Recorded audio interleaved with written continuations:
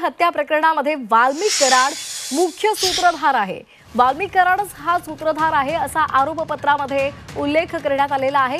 आरोपपत्रामध्ये आरोपी नंबर 2 म्हणून विष्णू चाटेचा उल्लेख करण्यात आलाय। बीड हत्या प्रकरणामध्ये वाल्मिक कराडच मुख्य सूत्रधार असल्याचं समोर आलेलं आहे। आताची महत्त्वाची बातमी आपण पाहतोय।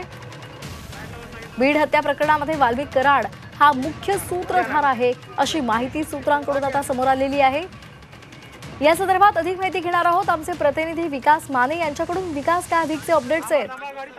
2 दिवसांपूर्वी जे आरोपपत्र आहे ते बीडच्या विशेष न्यायालयामध्ये दाखल करण्यात आलेलं होतं आणि त्याच्यानंतर हा जो पूर्ण प्रकरण आहे ते आता केज न्यायालयामध्ये वर्ग करण्यात आलेला आहे। याच प्रामुख्याने जे आरोपपत्रामध्ये विशेष बाबी ज्या आहेत त्या महत्त्वाच्या मानल्या जातात। त्याच्यामध्ये सगळ्यात महत्त्वाची बाब म्हणजे वाल्मिक कराड हाच सरपंच देशमुख हत्या प्रकरणातील मुख्य सूत्रधार असल्याचा उल्लेख जो आहे तो आरोपपत्रामध्ये करण्यात आलेला आहे। त्याबरोबरच विष्णू चाटे या ठिकाणी केज तालुका अध्यक्ष होता अजित पवार गटाचा, कारण की त्याच्याच मोबाईलवरनं जी खंडणी होती ती मागण्यात आलेली होती। त्यामुळे विष्णू चाटे याचा आरोपी क्रमांक 2 असा उल्लेख जो आहे तो या ठिकाणी करण्यात आलेला आहे। त्याच्यानंतर जर पाहिलं तर सुदर्शन घुले या संपूर्ण देशमुख हत्या प्रकरणामध्ये मारहाण करताना म्हणजे जी हत्या करण्यात आलेली होती तो या सगळ्या ह्याच्यामध्ये सहभागी होता। एकूण सर्व घटनेमध्ये 9 आरोपी आहेत, ज्याच्यामध्ये 8 आरोपी सध्या न्यायालयीन कोठडीमध्ये आहेत आणि एक आरोपी जो आहे तो आजही फरार आहे, तो म्हणजे कृष्णा आंधळे। एकंदरीतच या आरोपपत्र समोर आल्याच्या नंतर या ठिकाणी धनंजय देशमुख यांनी देखील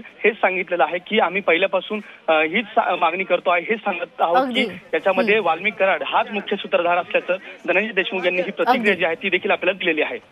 अगदी धन्यवाद दिलेल्या माहितीसाठी।